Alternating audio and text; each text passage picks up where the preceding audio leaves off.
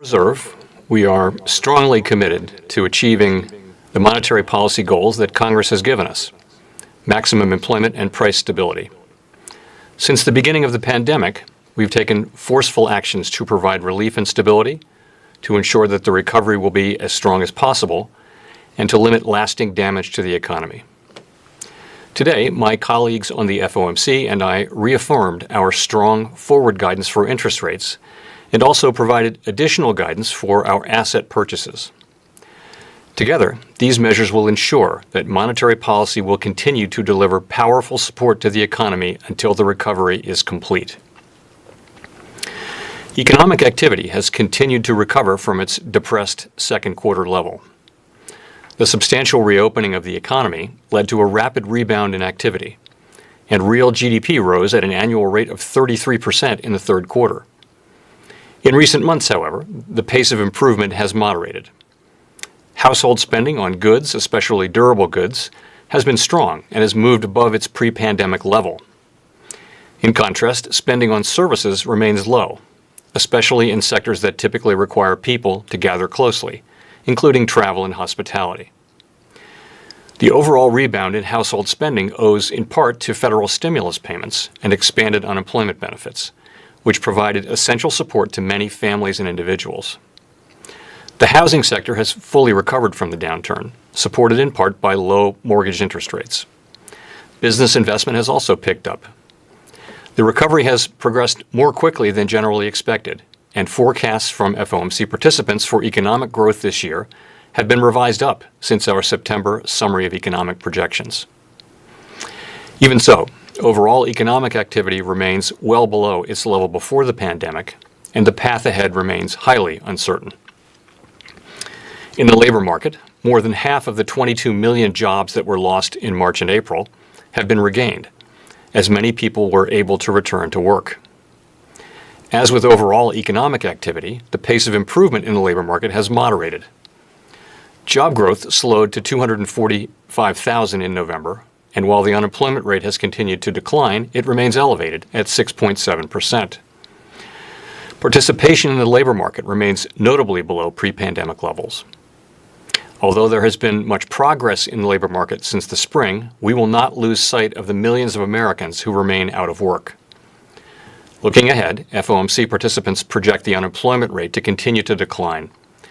The median projection is 5% at the end of next year and moves below 4% by 2023. The economic downturn has not fallen equally on all Americans, and those least able to shoulder the burden have been the hardest hit.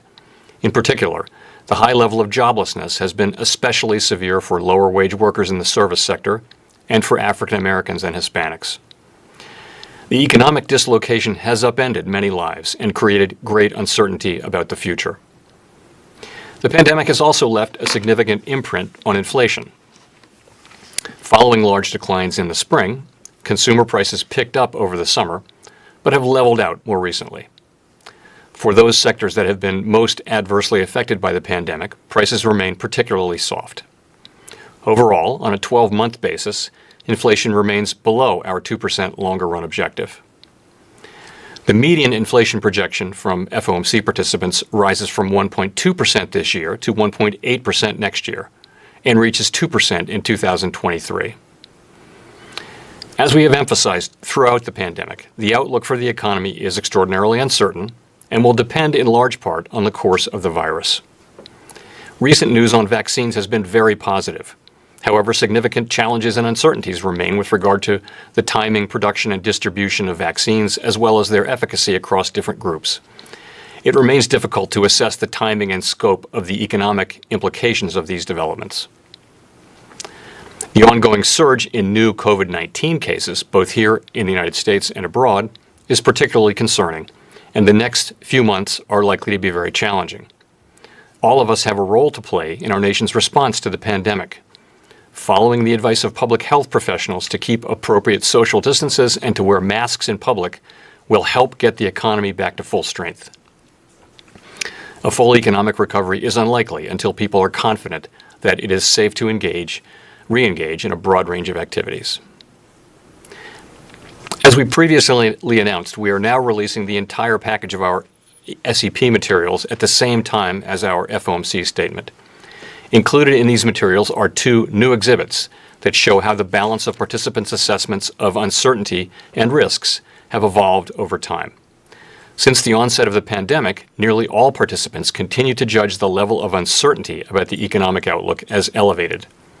In terms of risks to the outlook, fewer participants see the balance of risks as weighted to the downside than in September. While a little more than half of participants now judge risks to be broadly balanced for economic activity, a similar number continue to see risks weighted to the downside for inflation. The Fed's response to this crisis has been guided by our mandate to promote maximum employment and stable prices for the American people, along with our responsibilities to promote the stability of the financial system. As noted in our statement on longer-run goals and monetary policy strategy, we view maximum employment as a broad-based and inclusive goal. Our ability to achieve maximum employment in the years ahead depends importantly on having longer-term inflation expectations well anchored at 2%.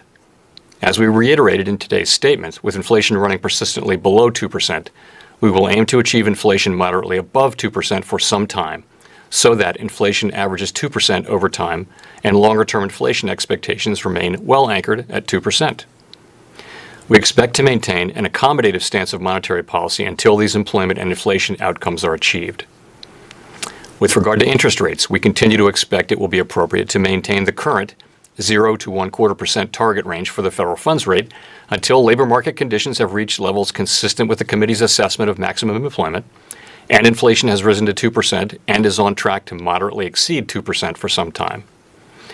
In addition, as we noted in today's policy statement, we will continue to increase our holdings of Treasury securities by at least $80 billion per month and of agency mortgage-backed securities by at least $40 billion per month until substantial further progress has been made toward our maximum employment and price stability goals. We believe the increase in our balance sheet this year has materially eased financial conditions and is providing substantial support to the economy. Combined with our forward guidance for the federal funds rate, our enhanced balance sheet guidance will ensure that the stance of monetary policy remains highly accommodative as the recovery progresses. Our guidance is outcome-based and is tied to progress toward reaching our employment and inflation goals. Thus, if progress toward our goals were to slow, the guidance would convey our intention to increase policy accommodation through a lower expected path of the federal funds rate and a higher expected path of the balance sheet. Overall, our interest rate and balance sheet tools are providing powerful support to the economy and will continue to do so. The Federal Reserve has also been taking broad and forceful actions to more directly support the flow of credit in the economy for households, for businesses large and small, and for state and local governments. Preserving the flow of credit is essential for mitigating damage to the economy and promoting a robust recovery. Many of our programs rely on emergency lending powers that require the support of the Treasury Department and are available only in very unusual circumstances, such as those we find ourselves in today. These programs serve as a backstop to key credit markets and have helped to restore the flow of credit from private lenders through normal channels. We have deployed these lending powers to an unprecedented extent, enabled in large part by financial backing and support from Congress and the Treasury. Although funds from the CARES Act will not be available to support new loans or new purchases of assets after December 31, the Treasury could authorize support for emerging lending facilities if needed through the Exchange Stabilization Fund. When the time comes, after the crisis has passed, we will put these emergency tools back in the box. As I have emphasized before, these are lending powers, not spending powers. The Fed cannot grant money to particular beneficiaries. We can only create programs or facilities with broad-based eligibility to make loans to solvent entities with the expectation that the loans will be repaid. Many borrowers are benefiting from these programs, as is the overall economy. But for many others, getting a loan that may be difficult to repay may not be the answer. In these cases, direct fiscal support may be needed. Elected officials have the power to tax and spend and to make decisions about where we, as a society, should direct our collective resources. The fiscal policy actions that have been taken thus far have made a critical difference to families, businesses, and communities across the country. Even so, the current economic downturn is the most severe of our lifetimes. It will take a while to get back to the levels of economic activity and employment that prevailed at the beginning of this year. and it may take continued support from both monetary and fiscal policy to achieve that. To conclude, we understand that our actions affect communities, families, and businesses across the country. Everything we do is in service to our public mission. We are committed to using our full range of tools to support the economy and to help assure that the recovery from this difficult period will be as robust as possible. Thank you. I'll look forward to your questions.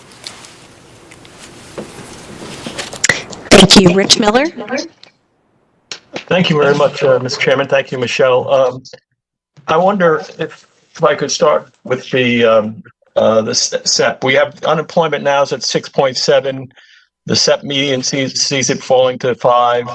Headline inflation is 1.2. The SEP median sees it rising to 1.8, and core inflation is 1.4, and the SEP sees it rising to 1.8 likewise. Would that constitute substantial further progress toward the committee's maximum employment and price stability goals?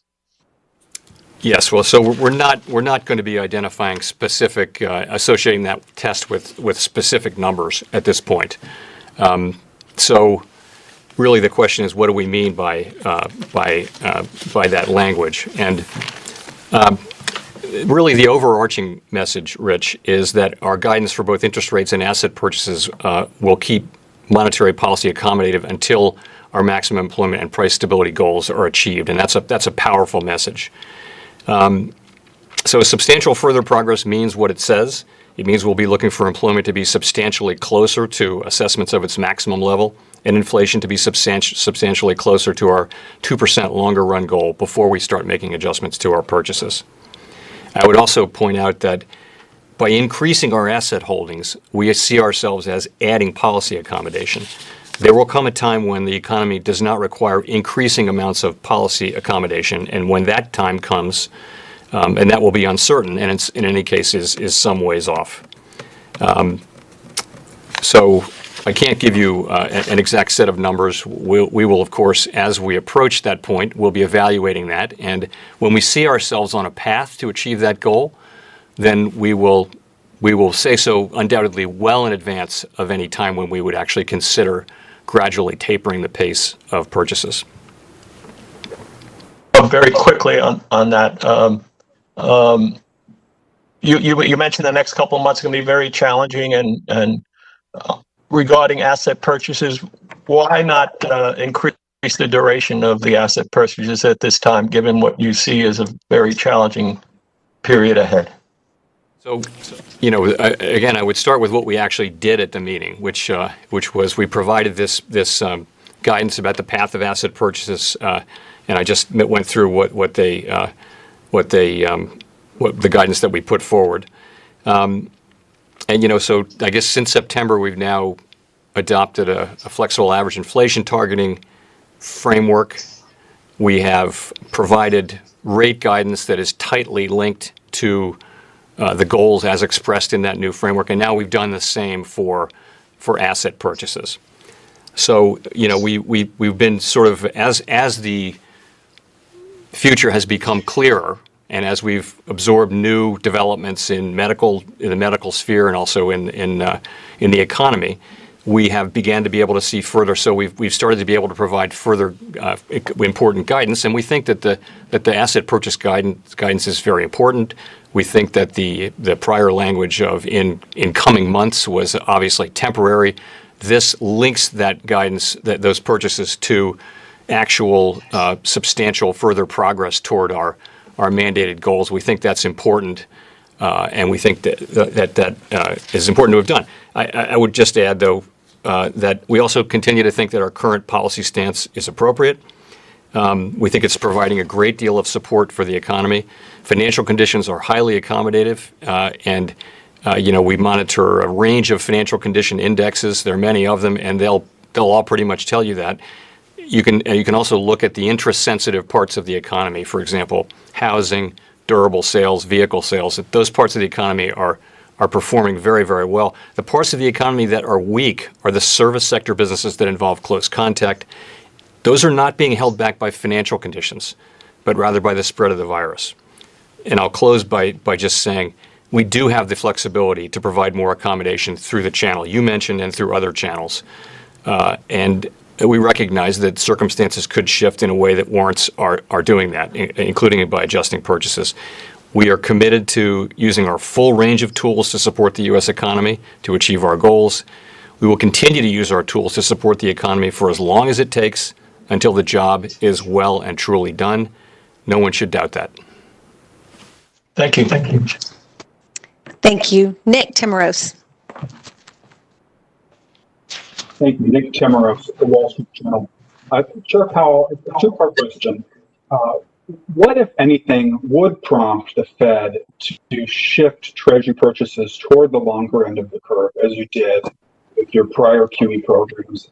And does your guidance today on asset purchases foreclose the possibility that you could at some point lengthen maturities while simultaneously tapering the monthly purchase amounts? Well, Nick, on the first part of the question, I wouldn't want to sort of talk about hypothetical situations. You know, we look at our overall stance of policy. We look at overall financial conditions. We look at what's going on in the economy, different parts of the economy, and we ask ourselves, should we change our policy stance? We do that at every meeting, and we look at where financial conditions are now, and we feel that they are appropriate for now. Any time we feel like the economy could use stronger accommodation, we would be prepared to provide it. But right now we're providing a great deal, and we happen to think it's the right amount. And you mentioned, I think you're referring to the idea of maintaining the duration, but reducing the quantity, which is sort of what the Bank of Canada did. And that is something that we talked about in the last meeting and was addressed in the minutes. And I would say the views on that were mixed. Some thought it was an interesting idea, others not so much. I wouldn't say that that's something that's high on our list of possibilities. Thank you. Thank you. Victoria. Hi, Victoria Guido with Politico. I wanted to ask about the 13.3 facilities. Chair Powell, you've said that you accept Treasury Secretary Mnuchin's interpretation of the statute of the CARES Act on what should happen with those programs. So first of all, I'm curious whether under a new Treasury Secretary, you will accept whatever legal interpretation they put forward for those programs. And then also, given that there isn't a statutory requirement for you to have financial backing from Treasury for 13.3 facilities, do you have any plans for any future facilities that don't require Treasury backing? So on your first question, we really have not thought about that. We're very focused on. We have a lot to do now, and we have not focused on that question. And I really have nothing to add on that. Your second question is, sorry. If there were no, we would have the ability. Certainly, we would have the ability to do facilities under 13.3, in some cases with no backing. But we can't do any 13.3 facilities without the approval of the Treasury Secretary, right? But we did some facilities. I think one of our facilities this time didn't have any Treasury backing, and I think some in the round of during the global financial crisis also didn't have any. So, do you have any plans? Like, would you consider doing more facilities if that became necessary without Treasury backing? I just say that we are, we have the authorities we have. We will use them if they're needed, and if the law permits us to do so. We would always do that. We do not have any plans for the future about this. We're very focused on getting through year end. We've been very focused on the issues that are right in front of us, and honestly, we're not planning on anything or having any discussions about what we might do down the road.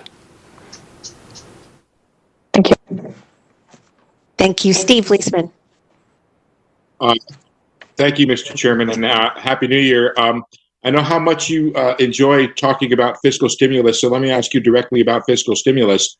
There's talk right now of a $900 billion fiscal stimulus program in Congress. Is that sufficient? Is that what you're looking for? You think that'll be sufficient for helping the economy? Finally, you talked about the idea of how concerning the recent surge is. I wonder if you could put some detail on that. How much concern do you have in terms of where could employment go? What could happen to GDP in the first quarter as well as this surge? Thank you. Okay, so on fiscal policy, I would just say a couple things. The case for fiscal policy right now is very, very strong, and I think that is widely understood, I would say now. The details of it are entirely up to Congress, but with the expiration of unemployment benefits, some of the unemployment benefits, the expiration of eviction moratoriums, with the virus spreading the way it is, there's a need for households and businesses to have fiscal support. And I do think that, again, I think that is widely understood. So I think it would be, I certainly would welcome the work that Congress is doing right now. It's not up to us to judge that work. It's really theirs. And I don't have a view for you on the size of it. It's it's obviously a substantial bill. On the surge, so it's a really interesting question.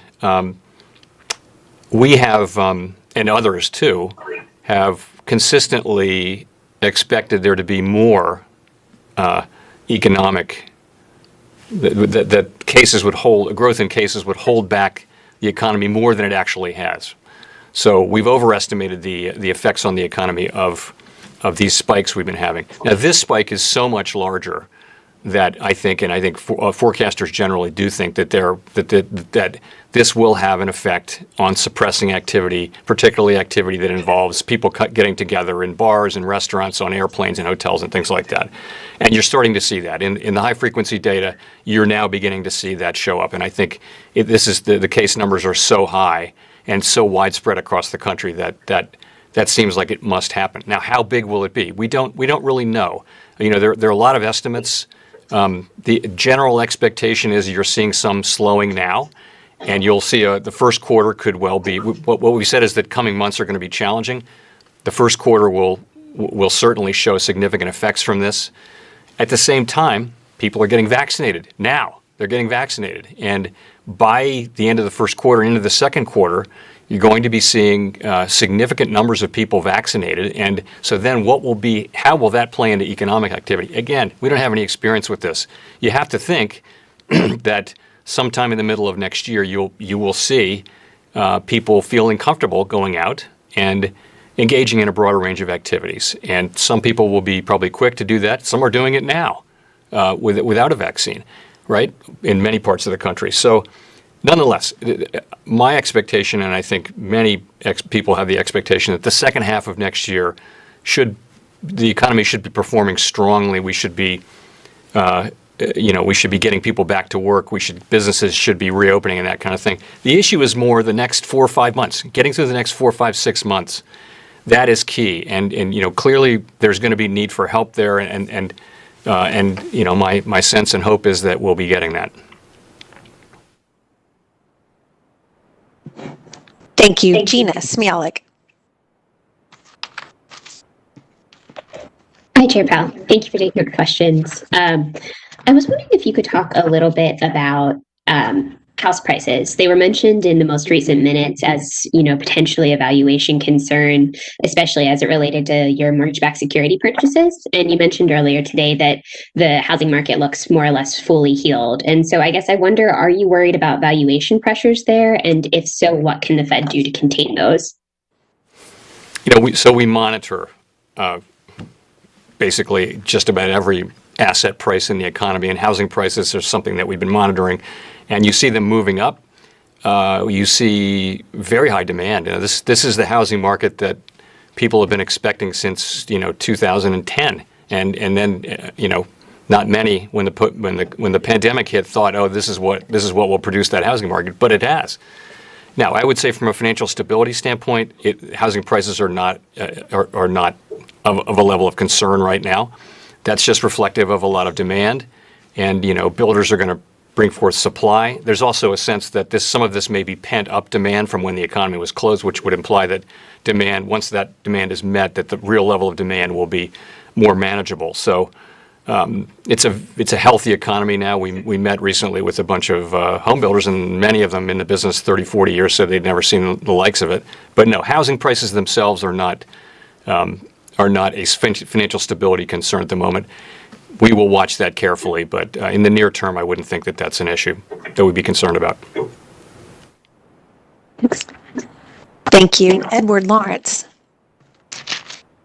Thank you for the question, Mr. Chairman. So, with the actions that you've currently taken, how do you further fight a slowdown that you're seeing? We talked about the retail sales numbers are a little bit sluggish this month. The unemployment, the job growth has slowed down. Is there more the Fed can do to fight this, or is it now squarely in the Congress's realm? There is more that we can do.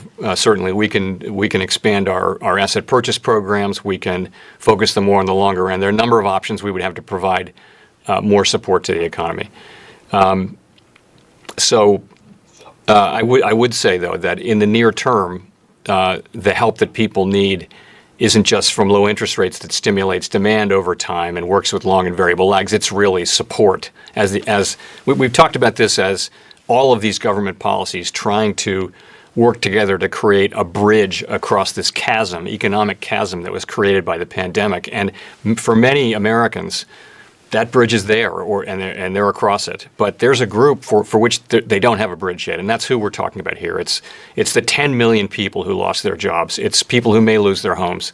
It's you see the many millions of Americans are waiting in food lines in their cars these days all over the country. So we know there's need out there. We know there are small businesses all over the country that have been basically unable to really function, and they're just hanging on. So, and they're so critical to our economy. So, and by the way, now that we can kind of see the light at the end of the tunnel, it would be bad to see people losing their business, their life's work in many cases, or even generations worth of work because they couldn't last another few months, which is what it amounts to. So we have more we can do.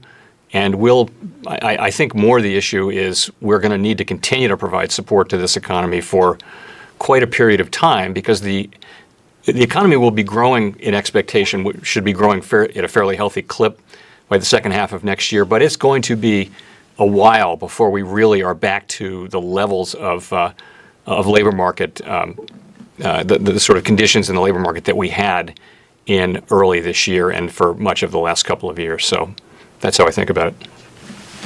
Thank you. Thank you. Howard Schneider. Hi, Chair Powell. Thanks for doing this, and thanks, Michelle. Two quick questions. One, on the vaccine, do you have, or has the Fed modeled sort of a working estimate of when the U.S. might reach something approaching herd immunity? And secondly, if you could please connect with me the lack of movement on the decision to maintain the current pace and quantities of bond purchases with the fact that the SEPs are showing 3 years with inflation not reaching 2%. Some might argue that you need to do more to start fixing those expectations and to let this drift and say, we're going to miss our target for another 3 years. Doesn't show a very firm commitment to the new framework. So in terms of the vaccine, yeah, we do estimates, but of when the United States would reach herd immunity, and they're going to be similar to what other people think. It depends on your assumptions, such as how many people will actually take the vaccine, and how fast will the rollout be. So it's assumption based on assumption based on assumption. But sometime it's possible sometime in the middle or second half of next year. I'm not going to try to be precise because it's just another estimate. Our people are very good, but they're looking at the same data as other people are, so all the estimates are. It depends on what your assumptions are, but under a normal set of assumptions, it could happen as soon as the middle of next year. In terms of the inflation, a couple things. Your second question, I think you have to be honest with yourself about inflation these days. There are significant disinflationary pressures around the world, and there have been for a while, and they persist today. It is not going to be easy to have inflation move up, and it isn't going to be just a question. It's going to take some time. It took a long time to get inflation back to 2% in the last crisis, and we're honest with ourselves and with you in the SEP that even with the very high level of accommodation that we're providing both through low rates and very high levels of asset purchases, it will take some time, because that's what we believe the underlying inflation dynamics are in our economy. And that's sort of one reason why we're concerned about inflation is that we see that, and that's why we have adopted the flexible average inflation targeting framework. That's why we're aiming for an overshoot. But we're honest with ourselves and with the public that it will take some time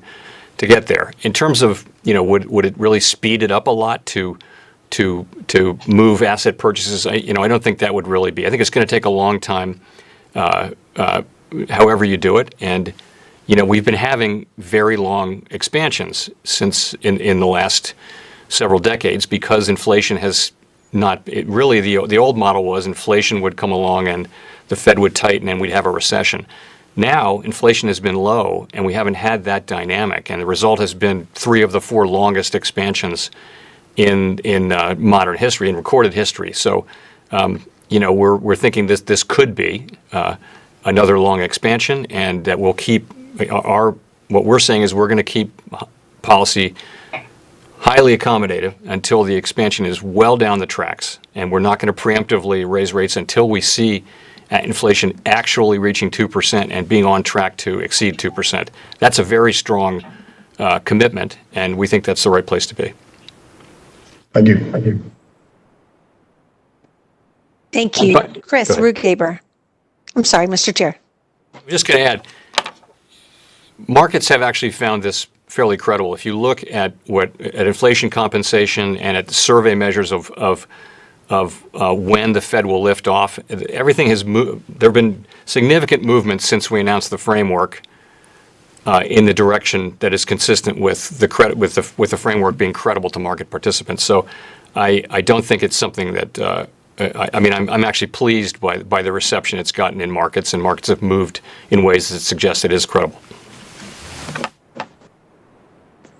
Thank you, Chris. Hi, thank you. Yesterday, I guess the Fed said that it's joining the International Financial Greening Group, and just wanted to see if you could expand on how the Fed is thinking about climate change and how it might affect Fed policy going forward. Specifically, I think Janet Yellen drew a distinction between considering climate change when it came to financial regulation.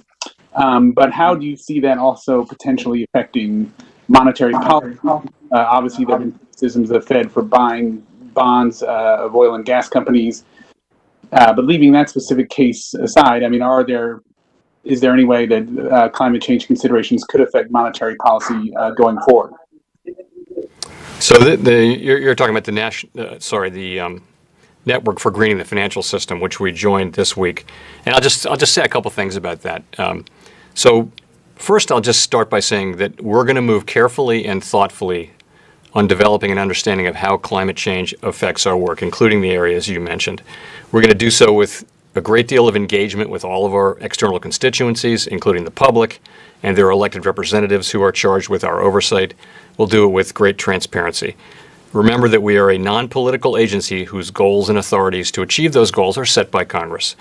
We have great responsibilities and strong authorities that we'll use vigorously. We're not the forum where all the great issues of the day are to be hashed out, debated, and addressed, unless and only to the extent that those issues are directly relevant to our statutory goals and are addressable through our legal authorities. And because we have a narrow remit and because we stick to it, Congress has given us a precious grant of independence from direct political control. So society's broad response to climate change is for others to decide, in particular elected leaders. But so let me get to your question. What does all that mean for an issue like climate change? And why did we join the NGFS? So Congress hasn't explicitly assigned us or other financial regulators a role, and we're not among the agencies who contribute to the National Climate Assessment, for example. But climate change is nonetheless relevant to our existing mandates under the law, and let me tell you why. One of our jobs is to regulate and supervise banks and to look after the stability of the financial system. That's a responsibility we share with other agencies. The public will expect that we will do that, so we'll expect that those important institutions will be resilient against the many risks that they face: credit risk, market risk, cyber risk. Climate change is an emerging risk to financial institutions, the financial system, and the economy. And we are, as so many others are, in the very early stages of understanding what that means, what needs to be done about it, and by whom. That's why 83 central banks have joined together to share research and identify best practices in this important emerging area. We've been attending NGFS meetings as an observer for more than a year, taking part in the work. We had discussed that it was probably time to join as a member. I'll just say that the financial system is really a global one. It's important that we work and discuss best practices with peer agencies around the world, especially in a field where we're just beginning to develop our understanding. You ask about monetary policy. I'll say this. We have historically shied away strongly from taking a role in credit allocation. In fact, our agreement with Treasury during the financial crisis from back in 2009 or 10 says that we will avoid credit allocation. It's something we've carefully avoided. So I would be very reluctant to see us move in that direction, picking one area as creditworthy and another not. So you asked about monetary policy. It's for now. I would say the real concern is the real place to focus for me is supervision of financial institutions and then financial stability concerns. You can see a connection there. Monetary policy, maximum employment, stable prices. It's less obvious to me. I can make the argument, but it's less obvious to me that those should be first order things that we would look at in connection with climate change. But I think there's work to be done to understand the connection between climate change and the strength and resilience of financial markets and financial institutions. I think that work is in its early days. And again, we'll be careful, we'll be thorough and transparent and engage with the public on all that. Thank you. Thank you. Rachel Siegel.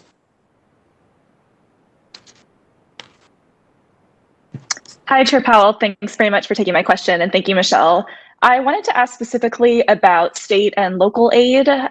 Just as one example, the governor of Illinois announced roughly $700 million in early anticipated budget cuts to close a budget deficit.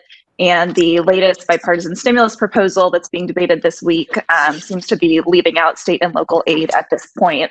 And I'm just curious if you can give some detail about the damage that these budget deficits or the lack of aid specifically to state and local governments will have on the recovery, and specifically with the municipal lending facility set to expire, what more the Fed might be able to do to fill that specific hole. Thanks very much. Okay, so the state and local governments, they provide important critical services, safety, fire, police, health, all kinds of things like that. They're really involved in people's lives. State and local governments are to a large extent. The decision whether to provide more fiscal support to them is entirely in the hands of Congress. And and they're in the middle of these discussions, and those are issues for them to decide. I would say that the picture is mixed. What's happened is if you're a state that has a significant exposure to tourism or to extracting energy from the ground, oil from the ground, or gas, you are probably, at least in those industries, feeling a significant loss of revenue.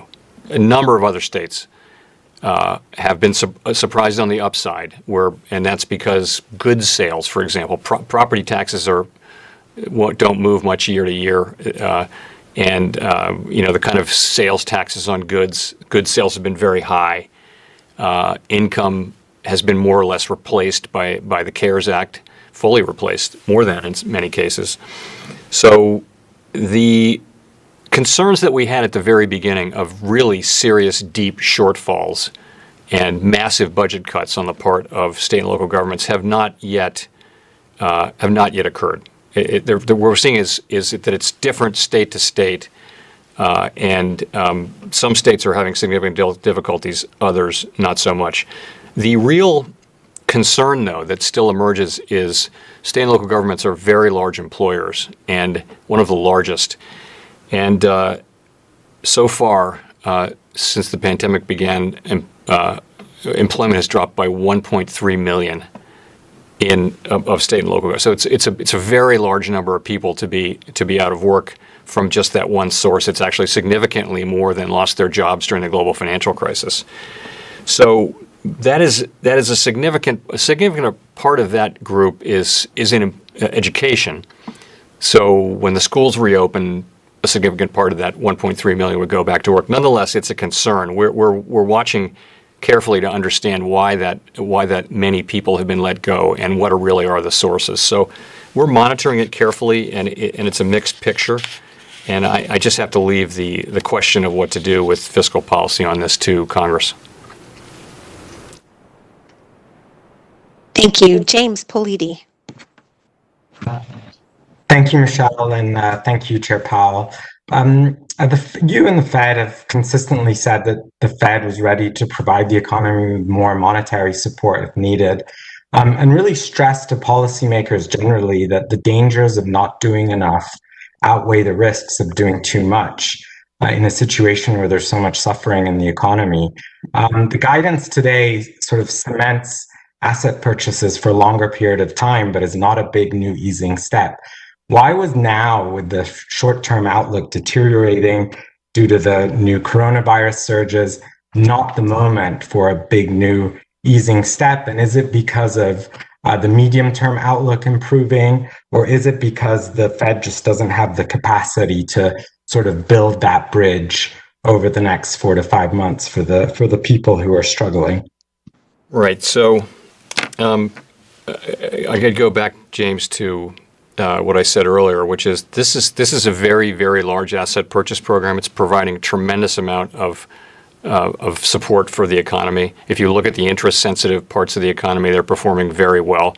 The parts that are not performing well are not struggling from high interest rates. They're struggling from exposure to COVID. In a sense, these are the businesses where that are really hit hard by people's reluctance to gather closely. So we do have the ability to to buy more bonds or to buy longer term bonds, and we may use that. I'm not saying we won't use that. It may well come to using that, but also I would also note, though, monetary policy works with long and variable lags, is the famous statement.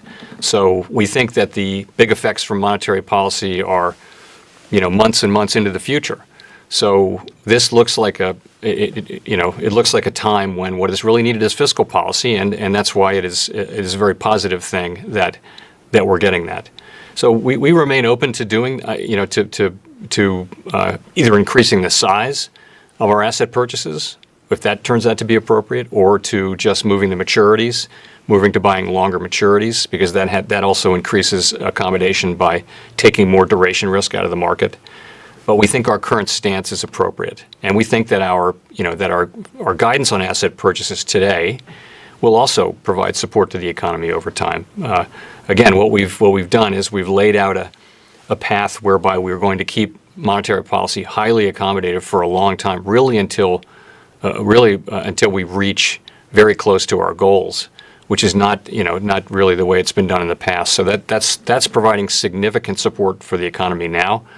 We don't think the economy suffers from a lack of highly accommodative financial conditions. We think it's suffering from the pandemic and people wanting to not engage in certain kinds of economic activity. And we expect that with the virus that will improve, that condition will improve. Nonetheless, again, we are prepared to use our tools. We will use them at such time and in such amounts as we think would help. Thank you. Scott Horsley, NPR. Thank you, Mr. Chairman. Some forecasters have suggested that there is a lot of pent-up demand for travel and entertainment and services and the like that might stop being pent up in a hurry if we do get to a point where the vaccine is widely distributed, and that the beaten down service sector might have trouble meeting that demand in a hurry. How might that affect inflation in your mind, and would that be just a transient problem or something that might warrant closer scrutiny? So that has all the markings of a transient increase in the price level. So you can imagine that as people really want to travel again, let's say, that airfares go. I'm just imagining this, right? That they go up. But what inflation is a process whereby they go up year upon year upon year upon year. And if given the inflation dynamics that we've had over the last several decades, just a single sort of price level increase has not resulted in ongoing price level increases. And that was the problem back in the 1970s. It was the combination of two things. One, when unemployment went down and resources got tight, prices started going up. But the second problem was that increase was persistent. There was a level of persistence. So if prices went up 6% this year, they'd go up 6% next year because people would internalize. I mean, really, that's what happens is people internalize that they can raise prices and that it's okay to pay prices that are going up at that rate. So that was the inflation. Those were the inflation dynamics of that era. Those dynamics are not in place anymore. The connection between low unemployment or other resource utilization and inflation is so much weaker than it was. It's still there, but it's a faint heartbeat compared to what it was. And the persistence of inflation, if you get for example, oil prices go up, and that'll send a temporary shock through the economy. The persistence of that into inflation over time is just not there. So what you described may happen, and of course we would watch it very carefully. We understand that we will always be learning new things from the economy about how it will behave in certain cases. But I would expect, though, going in that would be a one-time price increase rather than an increase in underlying inflation that would be persistent. So not the kind of thing that the Fed would be trigger happy to no respond to. No, definitely not. Thank you. Michael Derby. Question, but what I wanted to ask was, given the size of government borrowing and different regulatory changes in the financial sector, do you think that the Treasury market long run can operate smoothly without some sort of active Fed presence?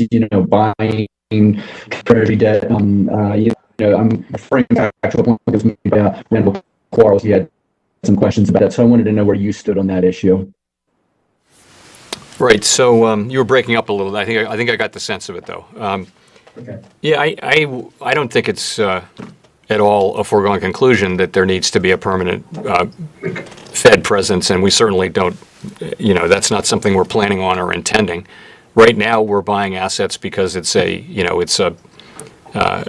time when the economy needs highly accommodative monetary policy, and we think our asset purchases are one of the main delivery mechanisms for that, the size of the balance sheet.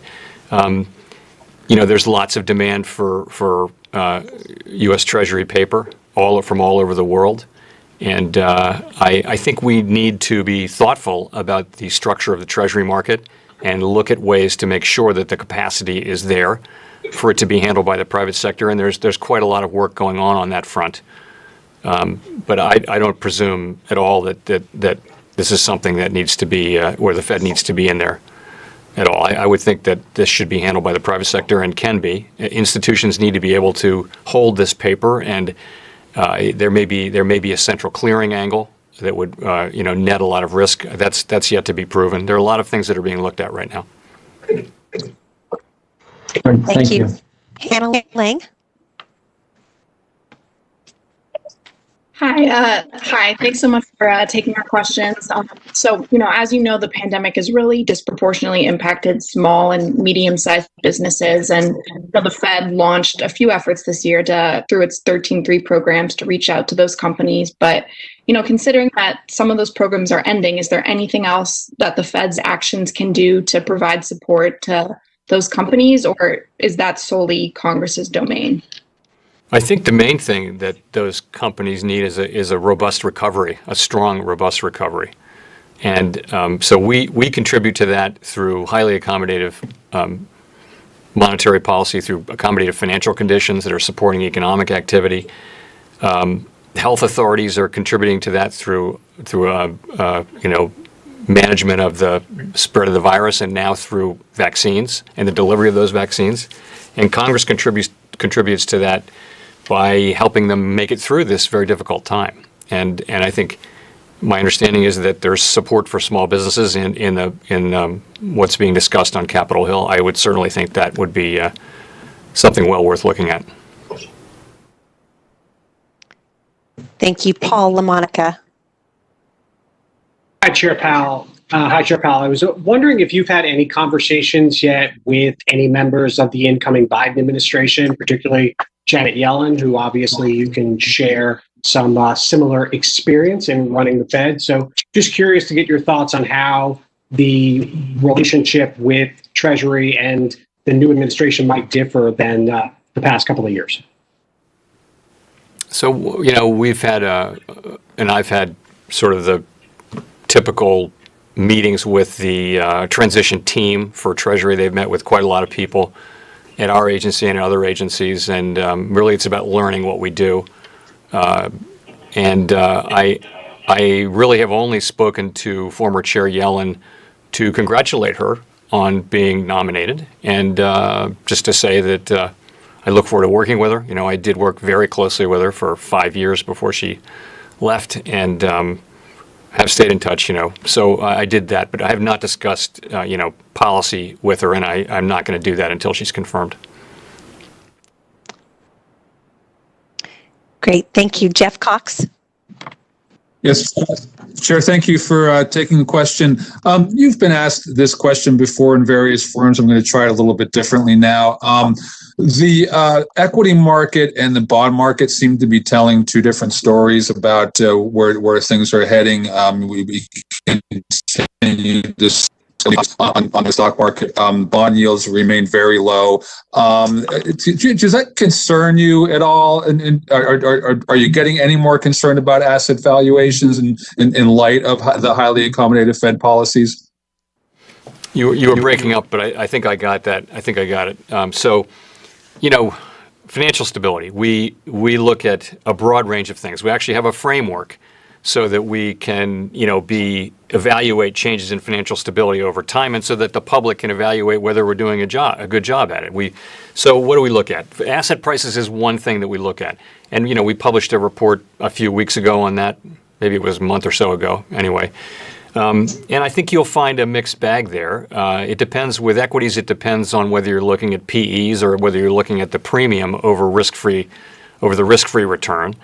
If you look at PEs, they're historically high, but in a world where the risk-free rate is going to be low for a sustained period, the equity premium, which is really the reward you get for taking equity risk, would be what you'd look at, and that's not at incredibly low levels. So, which would mean that they're not overpriced in that sense. Admittedly, PEs are high, but that's maybe not as relevant in a world where we think the 10-year Treasury is going to be lower than it's been historically from a return perspective. We look at we also look at borrowing leverage of financial institutions. We spent 10 years, and the banks spent 10 years building up their capital. So far, they've been a source of strength through this crisis, and their capital has held up well. We look at leverage in the non-financial sector. That's households and non-financial corporates. Non-financial corporate leverage is high. We've been watching that, but rates are really low. So companies have been able to handle their debt loads even in weak periods because rates are quite low. Your interest payments are low. Defaults and downgrades have declined since earlier in the year. Households came into this very strong, and there certainly has been a hit there for people who are unemployed. But with the CARES Act, Congress replaced a lot of lost income. It's very important that the economy gets strong again. I mean, the ultimate thing to support financial stability is a strong economy. The last thing is really funding markets. We found that there was a lot of unstable funding for companies, particularly financial companies, and that's down to a very low level these days. So the broad financial stability picture is kind of mixed, I would say. I would say it's, asset prices are a little high in that metric, in my view, but overall you have a mixed picture. You don't have, a lot of red flags on that. So, and it's something that we monitor essentially ongoing, almost daily. We're monitoring these prices for that, and have published our framework, and we'll be held accountable for what we saw and what we missed. So we work very hard at it. Thank you. And for the last question, we'll go to Michael McKee. Mr. Chairman, I have a couple of questions about the fiscal support for the economy. This year's budget deficit is $3.1 trillion, and Republicans have argued they don't want to spend more because we can't afford it. So I'm wondering if you can make the case for how much we can afford. At what point do deficits and the debt start to have an impact on the economy or on interest rates, and how would we know when we get there? So people who run for elected office and win, they're the ones, the reward is they get to make those very difficult decisions. And, so we're not charged with providing fiscal advice to Congress. But I would just say as a general rule, it is important to be on a sustainable fiscal path. For my way of thinking and many others, the time to focus on that is when the economy is strong. And when unemployment is low and taxes are pouring in, and there's room to get on a sustainable path because the economy is really doing well. You're still now in the some part of an economic crisis, and the fact that Congress is debating a fairly large bill today suggests that something fairly substantial is going to get done. We hope, but what's being discussed is of some size. In terms of what is a sustainable level, I think it's the question is we've always looked at debt to GDP, and we're very high by that measure. By some other measures, we're actually not that high. In particular, you can look at the real interest rate payments, the amount of what does it cost, and from that standpoint, if you sort of take real interest costs of the federal deficit and divide that by GDP, we're actually on a more sustainable fiscal path if you look at it through those eyes. Again, these are issues for Congress, but I'll just say in the near term, I think the case for fiscal is strong, and I think it would be very good for the economy if we did get something soon. Well, an argument for continuing to spend is that low interest rates make it affordable. Do you worry you get into a situation where you would have congressional interference in monetary policy making, or at least feel significant political pressure to keep rates low because the country can't afford to pay a significant interest bill? Yeah, I think we're a very, very long way from that. The Congress has given the Fed independence on the condition that we stick to our knitting. We try very hard to do that, I think that's what people call fiscal dominance, and I think we're just a very, very long way from that. I think if we do our jobs well and support the economy and achieve maximum employment and stable prices, keep the financial system stable, I don't think that is something that I would worry about. Certainly not in the near term. Thank you very much. Thank you. Good afternoon.